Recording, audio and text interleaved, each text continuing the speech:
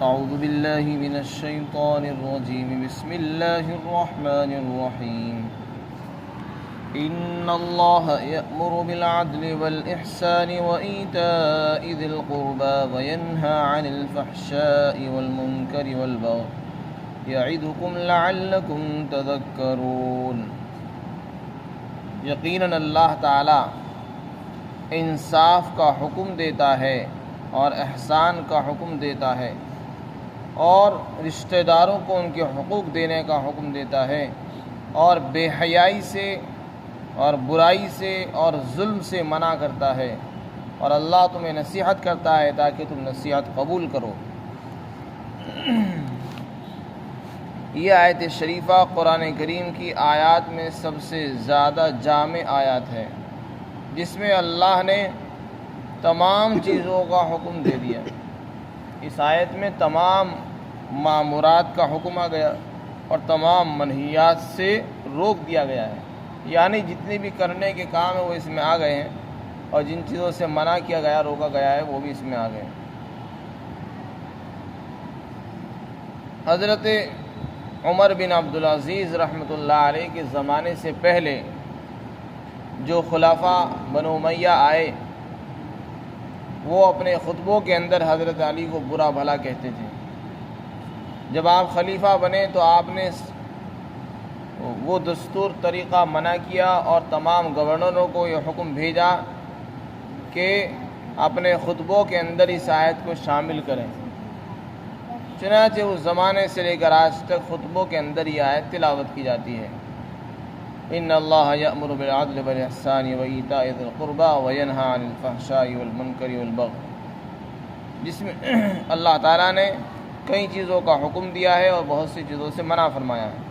3 چیزوں کا حکم اس میں ارشاد فرمایا۔ سب سے پہلی چیز ہے عدل۔ عدل کے معنی آتے ہیں انصاف کے، یعنی انصاف کا حکم دیا ہے، انصاف کرو۔ قرآن میں ہے اعدلوا، انصاف کرو، وہ تقوی کے زیادہ قریب ہے۔ انصاف کا مطلب یہ ہے کہ چھوٹا ہو یا بڑا ہو، مال تھوڑا ہو یا زیادہ ہو، جس کا حق ہے اس کے ساتھ انصاف کا معاملہ کرو، بڑے ہوں یا چھوٹے ہوں، اپنے ہوں یا پرائے ہوں، سب کے ساتھ برابری کا معاملہ کرنے کا حکم دیا گیا ہے۔ اور عدل کے ایک دوسرے معنی ہے اعتدال کے۔ عدل کے پہلے معنی تو انصاف کے ہیں، انصاف کا حکم دیا اللہ نے۔ اس میں یہ بھی داخل ہے کہ دشمن کے ساتھ بھی انصاف کیا جائے، یہاں تک کہ جب دشمن دشمنی کرے اور اس سے انتقام لینے کی بات آئے تو اس نے جتنا ظلم اور زیادتی کی ہو اس کی کے بقدر اس پر زیادتی ہو اور بدلہ لیا جائے۔ اگر کسی کی طرف سے کوئی زیادتی ہوئی ہو تو اسی کے بقدر ہم بدلہ لے سکتے ہیں، اس سے زیادہ نہیں لے سکتے۔ دشمن سے بھی ظلم اور زیادتی کا حکم نہیں ہے، اس کے ساتھ بھی برابری کرنے کا حکم ہے۔ ویسے معاف کر دینا یہ بہت اعلیٰ درجہ ہے اور حسن اخلاق ہے، لیکن اگر کوئی آدمی اپنا بدلہ لینا چاہے تو اتنا ہی لے سکتا ہے جتنا اس پر زیادتی ہوئی ہے، اس سے زیادہ نہیں لے سکتا۔ عدل کے ایک دوسرے معنی بیان کیے ہیں اعتدال کے۔ اعتدال کے معنی میانہ روی، یعنی درمیانی راہ اختیار کرنا، نہ بالکل کمی ہو، نہ بہت زیادتی ہو، نہ افراط ہو، نہ تفریط ہو، جس میں غلو نہ ہو، جس کے اندر ڈھیل نہ ہو، سستی نہ ہو، یعنی درمیانی راستہ، اس کو اعتدال کہتے ہیں۔ اللہ نے اس امت کو معتدل بنایا ہے۔ اسلامی احکامات کو اللہ تعالیٰ نے اعتدال والے احکامات بنائے ہیں۔ ہمیں جو حکم ملا ہے وہ بہت معتدل ہے۔ ہماری شریعت میں اعتدال ہے، ایسے احکامات نہیں ہیں جو انتہائی سخت ہو، ہمارے لیے ان پر چلنا بھی مشکل ہو، اتنے ہلکے بھی نہیں ہیں، نہ بہت بھاری ہیں، بلکہ درمیانی ہیں۔ تو اس لیے کہتے ہیں اعتدال، اسی کو کہتے ہیں اعتدال۔ اعتدال کا اللہ نے حکم دیا ہے۔ اعتدال کے معنی برابری، یعنی ہر معاملے کے اندر انسان درمیانی راستہ اختیار کرے، نہ کمی والا راستہ اختیار کرے، نہ زیادتی والا راستہ اختیار کرے۔ عبادت میں بھی اعتدال ہونا چاہیے، معاملات میں بھی اعتدال ہو، حقوق کو پورا کرنے میں بھی اعتدال ہونا چاہیے۔ اللہ نے نماز کا بھی حکم دیا ہے، روزے کا حکم دیا، حج زکوٰۃ کا حکم دیا، اور دوسرے بہت ساری عبادتیں، دعوت کا حکم ہے، تبلیغ کا حکم ہے. یہ اللہ کے احکامات ہیں. بعض مرتبہ آدمی جوش میں آتا ہے اور بس یہ فیصلہ کر لیتا ہے بس میں تو اللہ اللہ ہی کرتا رہوں گا، یہ دنیا سب بیکار ہے، بس میں مسجد میں رہوں گا اور جماعتوں میں رہوں گا، نماز پڑھتا رہوں گا اور کوئی کام نہیں کروں گا. یہ اعتدال کے خلاف ہے. کچھ لوگ آئے اللہ کے رسول صلی اللہ علیہ وسلم کی خدمت میں، وہ آپ کے معمولات دیکھنے لگے. کسی نے فیصلہ کیا کہ بس میں تو آج کے بعد سے مسلسل روزہ رکھوں گا، کسی نے کہا میں شادی نہیں کروں گا، کسی نے کہا میں یہ کروں گا. یعنی ہر آدمی نے گلو سے کام لیا. جوش میں آ کر آدمی فیصلہ کر لیتا ہے کہ بس میں تو اب شادی ہی نہیں کروں گا، بس میں تو اب دنیا کی طرف دیکھوں گا ہی نہیں، بس میں تو اب اللہ اللہ ہی کرتا رہوں گا، اللہ کے راستے میں چلتا رہوں گا. تو یہ ایسا فیصلہ کر لینا یہ اعتدال نہیں ہے، یہ افراط و تفرید ہے، اس کا حکم نہیں ہے. اللہ کے رسول نے فرمایا کہ میں شادی بھی کرتا ہوں، میں نکاح بھی کرتا ہوں، میں نماز بھی پڑھتا ہوں، میں روزہ بھی رکھتا ہوں. تو کام سب کرنے ہیں، یہ نہیں کہ بس ہمیں عبادت ہی کرنی ہے، اب ہمیں دنیا داری نہیں کرنی. جب اللہ نے دنیا میں پیدا فرمایا ہے تو دنیا کے اندر ہمیں رہنا بھی ہے، کیونکہ اللہ نے ہمیں بھیجا، ہم خود نہیں آئے دنیا کے اندر.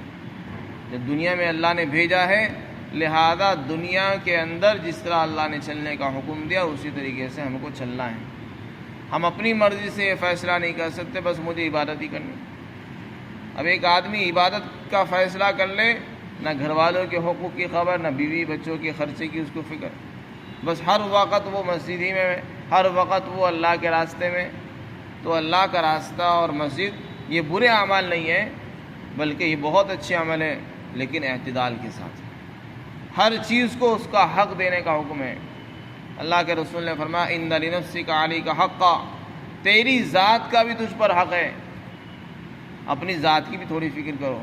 یہ نہیں کہ بس کھپا دیا دوسروں کے لیے، بس اپنے آپ کو لگا رکھا ہے کسی کام میں، نہ اپنی جان کی فکر ہے، نہ آرام کی فکر ہے کہ اس کو بھی سکون چاہیے، راحت چاہیے، کھانے پینے کی کوئی خبر نہیں، بس لگ رہے. تو ایسی جو ہے ایسا جنون بھی مطلوب نہیں ہے. اسی طرح فرمایا آپ کی بیوی کا بھی حق ہے. آپ نے سارا وقت باہر لگا دیا، بیوی کو وقت ہی نہیں دیا، تو یہ ناانصافی ہے، یہ اعتدال نہیں ہے. برابری کا حق تو یہ تھا کہ آپ نماز بھی پڑھتے، اللہ کا کام بھی کرتے، دین کا کام بھی کرتے، اور بیوی کو بھی وقت دیتے، بچوں کو بھی وقت دیتے، والدین کی بھی خدمت کرتے. تو سب کام کرنا یہ ہے اعتدال. تو اعتدال کا مطلب یہ ہے کہ ہمیں ہر کام کرنا ہے لیکن درمیانی راستے کے ساتھ. جب گھر میں شادی ہو گئی ہے، پہلے ماں کا حق تھا، کوئی اور نہیں تھا، تو اب بیوی آ گئی تو اب بیوی کا بھی حق ہے. اب بیوی کو بھی وقت دیا جائے گا، اور ماں کا حق الگ ہے. ماں کے حق کی وجہ سے بیوی کے حقوق کو پامال نہیں کیا جا سکتا، اور بیوی کی وجہ سے ماں کے حقوق کو ضائع نہیں کیا جا سکتا. چھوڑ نہیں سکتا، دونوں کے حقوق ادا کرنے ہیں. یہ ہے اعتدال اور برابری. تو دونوں چیزوں کو لے کر چلنا یہ انتہائی مشکل کام ہوتا ہے. آدمی ایک کام کو کر لیتا ہے جوش میں، لیکن دونوں کام کرنے بہت مشکل ہو جاتے ہیں. تو اعتدال یہ بہت اہم حکم ہے، اور یہ اعتدال صرف ایک ہی چیز میں نہیں، یہ تمام معاملات میں، تمام چیزوں میں، تمام عبادت میں آتا ہے. جتنی بھی عبادت ہے اس میں ہی حکم ہے. ہمیں روزے کا جو حکم دیا ہے وہ بھی بہت اعتدال والا ہے. پورے سال میں 1 مہینے کے روزے رکھنے، جبکہ ہم سے پہلے جو امتیں تھیں صوم الدہر رکھتے تھے، مسلسل روزے. حضرت نوح علیہ السلام کی قوم کے اندر مسلسل روزہ. حضرت داؤد علیہ السلام کی شریعت میں 1 دن روزہ 1 دن افطار، 1 دن روزہ 1 دن افطار، یعنی سال میں تقریباً 6 مہینے روزے ہوتے ہیں. اللہ نے ہمیں نہ تو مسلسل روزے کا حکم دیا کیونکہ ہمارے لیے بھاری کام ہے، نہ ہمیں 1 دن اور 1 دن روزے کا اور 1 دن افطار کا حکم دیا، اور نہ ہمیں یہ حکم دیا کہ روزہ ہی نہ رکھو، بلکہ حکم دیا لیکن بہت کم. پورے سال میں صرف 1 مہینہ، جس کو کہا قرآن میں ایام معدود، چند دن، وہ بہت معمولی سے دن ہیں. اسی طرح 24 گھنٹے کے اندر صرف 5 وقت نماز کا حکم دیا ہے. نمازیں تھی 50، اور اس میں کم کر دی گئی 5 نمازیں ہو گئی. یہ بہت معمولی سا حکم ہے. اسی طرح حج پوری زندگی میں 1 مرتبہ کرنا ہے. ایسا نہیں کہ ہر سال آپ کے لیے فرض کر دیا گیا، زندگی میں 1 مرتبہ. پورے سال میں 1 مرتبہ زکوٰۃ نکالنی. یہ نہیں کہا جا رہا کہ آپ روزانہ نکالو یا ہر مہینے نکالو، ہر 6 مہینے نکالو، سال میں 1 مرتبہ سے. تو شریعت کے جو احکامات ہیں بہت آسان ہیں، معتدل ہے، درمیانی ہے. کسی پر زور نہ پڑے، کسی پر جو ہے وہ زور نہ ہو، بھاری نہ پڑے، ایسے احکامات دیے. اسی کو کہتے ہیں اعتدال. اسی طرح خرچ کے بارے میں حکم دیا. یہ نہیں حکم دیا کہ سارا ہی مال خرچ کر دو آپ، یہ بھی صحیح نہیں ہے. آپ سارا مال خرچ کر دیں اللہ کے راستے میں اور پھر کل کو جو ہے لوگوں کے سامنے ہاتھ پھیلائیں، یہ بھی ٹھیک نہیں ہے. اور اپنے مال کو بالکل بچا بچا کر جوڑ کر رکھے، کنجوسی کرے، اپنے اوپر بھی خرچ نہ کرے، دوسروں بھی خرچ نہ کریں، یہ بخل اور کنجوسی ہے. اس کا بھی حکم نہیں ہے. کہ آدمی کچھ بھی نہ خرچ کرے، اس کی تو ممانعت ہے. اور سارا ہی خرچ کر دے، اس کا بھی حکم نہیں ہے. بلکہ پھر کیا حکم ہے کہ درمیانی راستہ اختیار کرو، جس میں نہ تمہارے اوپر زور پڑے نہ دوسروں پر زور پڑے. تو درمیانی راستہ کا حکم دیا ہے، اس کو کہتے ہیں اعتدال. تو عدل کے ایک معنی ہے اعتدال کے. والاحسان، تو اعتدال یہ ہر چیز کے اندر ہے، تبلیغ کے اندر بھی، نمازوں کے اندر بھی، عبادات میں بھی، اور دین کے جتنے بھی کام ہیں، دین کے جتنے بھی شعبے ہیں، ہر ایک کے اندر اعتدال ہی مقصود اور مطلوب ہے. صرف یہ فیصلے کر لے کہ سال کے اکثر حصوں میں تم باہر رہو اور گھر والوں کا نہ وقت ہے، نہ بیوی بچوں کی خبر ہے، بچے کہاں جا رہے ہیں، کس کی نگرانی میں ہیں، کس کی تربیت میں، نہ ان کی تربیت کی فکر ہے. تربیت کو بھی چھوڑ دیا، بس ایک ہی کام کی دھن ہے، اس میں لگے ہوئے ہیں. جبکہ اولاد کو پالنا یہ بھی ایک اہم فریضہ ہے. ان کی بہترین تربیت کرنا، ان کو اچھی تعلیم دینا، اچھی تربیت دینا، یہ مستقل فرائض میں سے، ذمہ داریوں میں سے. ساری چیزوں کو ادا کرنے کا حکم ہے. اسی طرح دوسرا حکم دیا احسان. احسان حسن سے نکلا ہے. حسن کے معنی خوبی کے آتے ہیں. احسان کہتے ہیں کسی بھی کام کو بہت اچھے طریقے پر انجام دینا. کسی کام کو بہت اچھے طریقے سے کرنا، اس کو احسان کہتے ہیں. جیسے نماز پڑھی ہم نے، ایک تو یہ کہ ہم نے نماز پڑھ لی سستی اور کاہلی کے ساتھ، اور ایک یہ کہ بڑے اہتمام کے ساتھ اچھی طرح وضو کیا اور اچھی طرح جو ہے ہم نے کپڑے پہنے اور پھر اس کے لیے تیاری کے ساتھ نماز کے لیے آئے، خشوع اور خضوع کے ساتھ، انتہائی ادب اور احترام کے ساتھ، تمام شرائط، آداب، مستحبات کی رعایت کرتے ہوئے ہم نے نماز پڑھی، اس کو احسان کہتے ہیں. تو یہ بھی تمام عبادتوں میں ہے. نماز میں بھی احسان مطلوب ہے، روزے میں بھی، حج میں بھی، زکوٰۃ میں بھی. کوئی بھی کام کرو بہت اچھے طریقے پر کرو، اس کو احسان کہتے ہیں. حدیث شریف میں فرمایا، اللہ کے رسول سے پوچھا گیا آپ بتائیے احسان کیا چیز ہے؟ تو آپ نے فرمایا احسان یہ کہ تو اللہ کی عبادت اس طرح کرے گویا کہ تو اللہ کو دیکھ رہا ہے اپنی آنکھوں سے. اللہ سامنے ہے اور تو عبادت کر رہا ہے. اور جس غلام کے آگے اس کا آقا ہو، وہ نہ حرکت کرتا ہے نہ ہلتا ہے، وہ چپ چاپ سکون کے ساتھ کھڑا رہتا ہے. جسے بادشاہ سامنے بیٹھا ہو اور سامنے غلام کھڑا ہو جائے تو وہ حرکت نہیں کرتا، سیدھے ہاتھ جوڑ کر کھڑا ہو جائے گا. بس یہی کیفیت ہماری نماز میں ہونی چاہیے کہ ہم نماز اس طرح پڑھیں جیسے ہم اپنے آقا کے سامنے کھڑے ہیں، اللہ کو دیکھ رہے ہیں. اور اگر یہ کیفیت پیدا نہ ہو تو یہ سوچ لو کہ اللہ ہمیں دیکھ رہا ہے. اور جس کو اللہ دیکھ رہا ہو اس کے دل میں ذرہ برابر دنیا کا خیال آ جائے گا؟ نہیں آ سکتا. دکان کا خیال نہیں آئے گا. اس کے ہاتھ حرکت نہیں کر سکتے ہیں. جسے پتہ ہے کہ میرا مالک، میرا بادشاہ، میرا آقا مجھے دیکھ رہا ہے، تو وہ جو کام کرے گا بہت توجہ کے ساتھ کرے گا، غفلت نہیں کرے گا.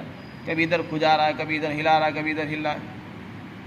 جب نوکر دیکھتا ہے کہ میرا مالک مجھے دیکھ رہا ہے، کیمرے سے دیکھ رہا ہے، تو وہ اچھی طریقے سے کام کر کے دکھاتا ہے. تو اسی طرح نماز میں یہ کیفیت ہونی چاہیے کہ میرا رب مجھے دیکھ رہا ہے. اور جب اللہ دیکھ رہا ہو پھر کتنے دھیان کی ضرورت ہے. تو یہ کیفیت انسان کو اندر ہونی چاہیے. اسی کا نام احسان. تیسرا حکم دیا ہے رشتہ داروں کو دینے کا، کہ رشتہ داروں کو ان کے حقوق ادا کرو. رشتہ دار کئی طرح کے ہوتے ہیں، قریبی ہیں، دور کے ہیں، اس میں سارے ہی رشتہ دار داخل ہیں، جس میں بھائی بہن، ماں باپ، اولاد، چچا تایا، پھوپھا، خالہ، ماموں اور ان کی اولادیں سب رشتہ داروں کے اندر آتے ہیں۔ ان کے جو حقوق ہمارے ذمے ہیں ان کو ادا کرنا اور ان پر مال خرچ کرنا، یہ بھی اللہ تعالیٰ دیتے ہیں۔ کسی کا اگر کوئی حق واجب ہے اس کو ادا کرنا تو واجب ہوگا، جیسے کسی کے والد کا انتقال ہو گیا، اب والد کے انتقال کے بعد جو جائیداد اور میراث ملی ہے وہ بڑے کے حصے میں آ گئی اور بڑے کے کنٹرول میں اور اس کے قبضے میں، چھوٹوں کو اس کی خبر بھی نہیں ہے۔ تو ایسے موقع پر حکم یہ ہے کہ بڑے بھائی کی ذمہ داری ہے کہ وہ سب کو ان کے حقوق ادا کرے، یہ ادا کرنا فرض ہے، ضروری ہے، اور ہر چیز پر قبضہ کر کے بیٹھ جانا، دوسروں کو اپنے اشاروں پر نچانا، یہ ظلم اور زیادتی ہے، اور یہ ہو رہا ہے۔ والد کا انتقال ہو گیا، بڑے نے ساری جائیداد پر قبضہ کر لیا، چھوٹوں کو حکم دیا کہ تم ہمارے ماتحتی میں رہتے رہو، بس رہنے کا حق ہے، لینے کا حق نہیں ہے۔ اگر یہی اختیارات، اگر یہ الفاظ استعمال کیے جائیں گے تو یہ ظلم ہے، یہ سراسر ظلم اور زیادتی ہے۔ جس کا حق ہے اس کو اس کے حوالے کرنا یہ حکم ہے، اتنا حکم نہیں کہ رہتے رہو۔ اسی طرح کسی کا دوسرا حق ہے اس کو بھی ادا کرنا۔ ویسے رشتہ داروں پر خرچ کرنے کا تو دوہرا ثواب ہے، ایک تو صلہ رحمی کرنے کا ثواب ملتا ہے، دوسرے صدقہ کرنے کا ثواب ملتا ہے۔ یہ تین چیزیں جن کا حکم اللہ تعالیٰ نے دیا، اس میں حقوق العباد بھی آ گئے، اس میں حقوق اللہ بھی اس میں آ گئے، سب چیزیں آ گئی۔ تین چیزوں سے منع فرمایا۔ ایک ہے فحشا، فحشا کہتے ہیں بے حیائی کا کام، ہر وہ عمل، ہر وہ بات جس کے اندر بے حیائی ٹپکتی ہو اس سے منع فرمایا، ایسا کام نہ کرو، نہ ایسی بات بولو زبان سے، نہ ایسا کام کرو۔ منکر کہتے ہیں ہر برائی کو، ہر برائی سے منع فرمایا، کوئی بھی برائی ہو اس سے منع فرمایا۔ بغی کے معنی ظلم کے آتے ہیں، ظلم اور زیادتی سے بھی منع فرمایا۔ ظلم کیا ہے؟ ظلم یہ ہے کہ جس کا حق ہمارے ذمے ہے ہم اس کا حق ادا نہ کریں، یہ بھی ظلم ہے۔ کسی نے ہمارے اوپر زیادتی کی، ہم نے اس سے بدلہ لیا اور بدلہ لینے میں ہم بڑھ گئے تو یہ بھی ظلم ہے۔ اولاد ہماری تربیت میں، نگرانی کے اندر ہے، ہم نے غصے میں ان کو مار دیا جبکہ مارنے کا کوئی حق نہیں تھا تو یہ بھی ظلم ہے۔ ان کی طرف سے کوئی زیادتی نہیں ہوئی، ان کی طرف سے کوئی کمی پائی نہیں گئی، اور ہم نے اپنے غصے کا خمار اتارنے کے لیے ان پر زیادتی کر دی، یہ بھی ظلم ہے۔ تو ظلم سے منع فرمایا۔ اللہ تعالیٰ تم کو نصیحت کرتا ہے تاکہ تم نصیحت قبول کرو۔ تو یہ سب سے زیادہ جامع آیت ہے۔ اللہ تعالیٰ ہم سب کو عمل کی توفیق عطا فرمائے۔